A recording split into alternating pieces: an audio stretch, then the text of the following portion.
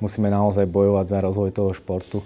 V podstate my ten šport sme brali ako samozrejmosť, aj my ako zamestnanie, že mohli sme robiť so športovcami, ale keď nebudeme bojovať, nebudeme to rozvíjať, tak pre tú budúcu generáciu to taká samozrejmosť nemusí byť a preto je dôležité pre nás vytvoriť aj ten šport pre budúce generácie a rovnako aj našich mladých odborníkov pripraviť na to, že nie je to ľahké udržiavať takú situáciu a hlavne ja vždy hovorím mojim študentom, aby boli lepšie ako ja, aby do toho rozvoja športu, ale aj rehabilitácie dali vždy viac a nebrali to len ako samozrejmosť. Vítame vás, milí diváci, v mene spoločnosti Fabulo na 9. medzinárodnej športovej konferencii v Banskej Bystrici. Naším hosťom je pán doktor Dávid Líška, organizátor tohto podujatia. Dobrý deň, ďakujeme, že ste našli čas na náš rozhovor. Ďakujem aj ja za pozvanie. Tento rok už po 9. krát organizujete túto konferenciu. Čím sa snažíte priniesť niečo nové pre účastníkov?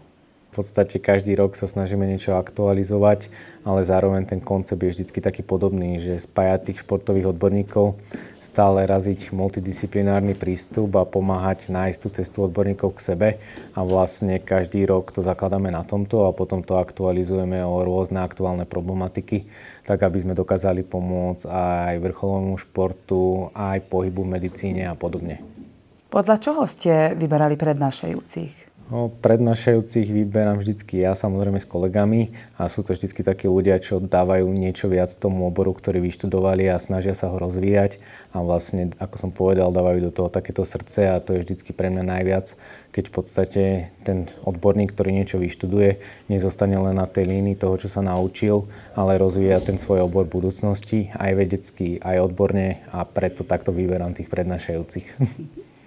Dnes sa tu stretli odborníci, tréneri, športovci a doktori. Čo podľa vás prináša takéto spojenie?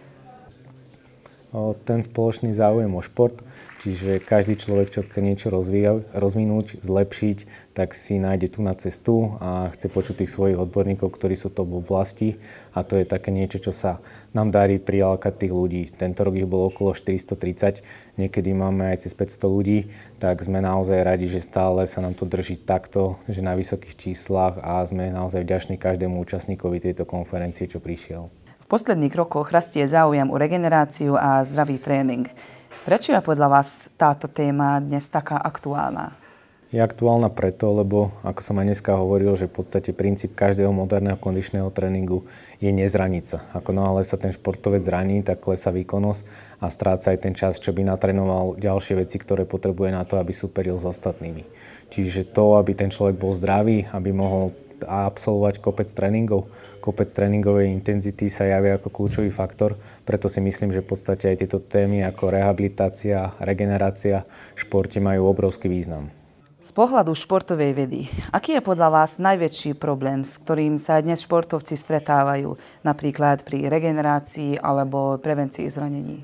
Z pohľadu športovej vedy ako takej, tak hlavný problém je samozrejme financovanie.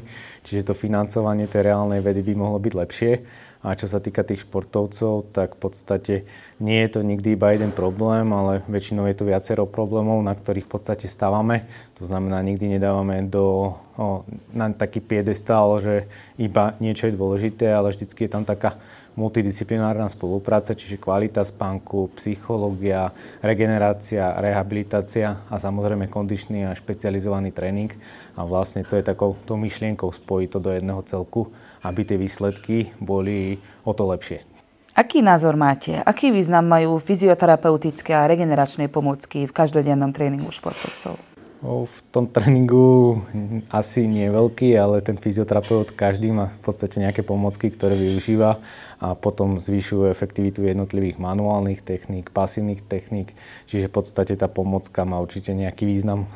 Objavujú sa stále nové trendy a poznatky.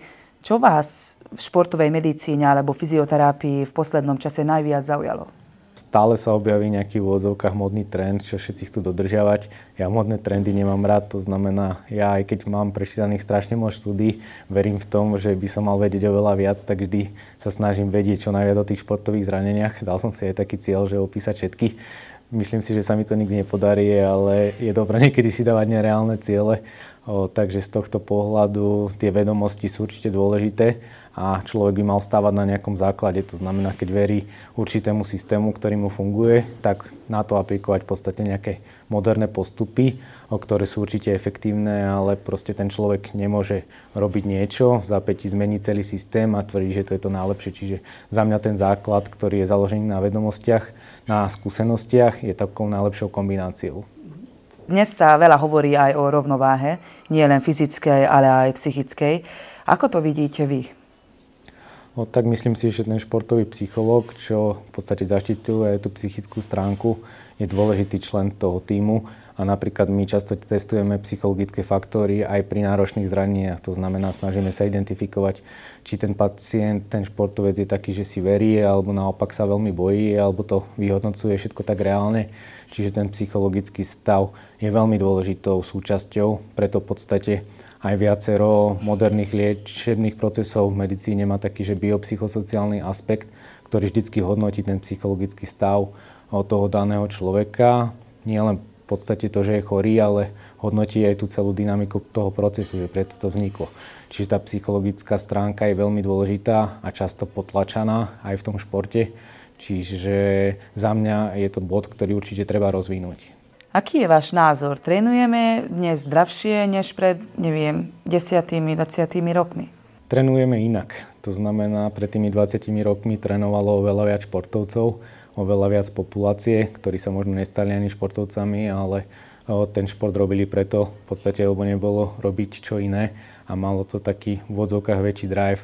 Dneska sme učení, že ten šport nemusí byť súčasťou našich životov, čo nie je úplne tá voľba. Čiže tí tréneri musia v podstate pracovať s tým, čo majú, s tými počtami, čo sú. Takže toto je taká zmena.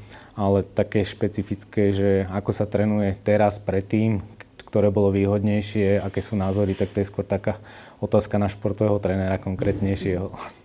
Čo podľa vás najviac rozhoduje o výkone? Tréning, talent alebo niečo iné? Všetko dohromady. Čiže ja nemám rád odpovede jednoslovné, že vyberieme jeden faktor. Podobne aj ten konflikt, čo v podstate trvá už cez 30 rokov, že či tou limitáciou športového výkonu je mind or body, čiže myseľ, psychický stav alebo to telo. Je to také pucle, čo v podstate ešte nikto nerozlúštil a nezostával, že čo je to hlavnou otázkou. Čiže za mňa aj tá výkonnosť je multifaktoriálna. A faktory ako talent, genetika určite to v podstate ovplyvňujú do veľkej miery, ale nedá sa povedať len ten jeden bod, ktorý by určil toho, povedzme, toho top športovca. Ako organizátor určite počúvate spätnú väzbu. Čo vám účastníci po skončení konferencie hovoria najčastejšie? Väčšinou všetci chvália, ale ten priamy kontakt je taký, že ľudia negatívne nepovedia rovno. Čiže im posielame aj také dotazníky spätnej väzby, kde v podstate im dáme možnosť sa vyjadriť aj kriticky. Nebereme to tragicky, keď niekomu sa niečo nepáči, naopak snažíme sa to zlepšiť, ale nedá sa vždycky vyhovieť všetkým. To znamená, keď sú kritické komentáre a oprávnené, čo samozrejme môžu byť a my ich akceptujeme, tak sa potom snažíme zlepšiť ten koncept. Zároveň ale však ľudia vidia tú snahu, čo do toho dávame. To znamená pripraviť takéto nejaké podujatie, tak dopredu pripravujeme možno 4 mesiace. 4 mesiace sa v podstate pripravujeme na jeden deň. Ten jeden deň už všetko v podstate ide, ale tá príprava je taká masívna a v podstate aj za tú nízku cenu. Myslím si, že tí ľudia to hodnotia veľmi pozitívne a hodnotia to aj pre tých prednášajúcich, čo sú tu už v podstate dlhé roky a my stále máme veľmi dobrý pocit z toho. Čo by ste chceli, aby si účastníci odniesli z tohto ročníka? Tak hlavne tá spolupráca, to zdieľanie vedomostí, akceptácia rôznych postupov, ako v podstate aj z predchádzajúcich ročníkov. A taká hlavná myšlienka aj to, že musíme naozaj bojovať za rozvoj toho športu.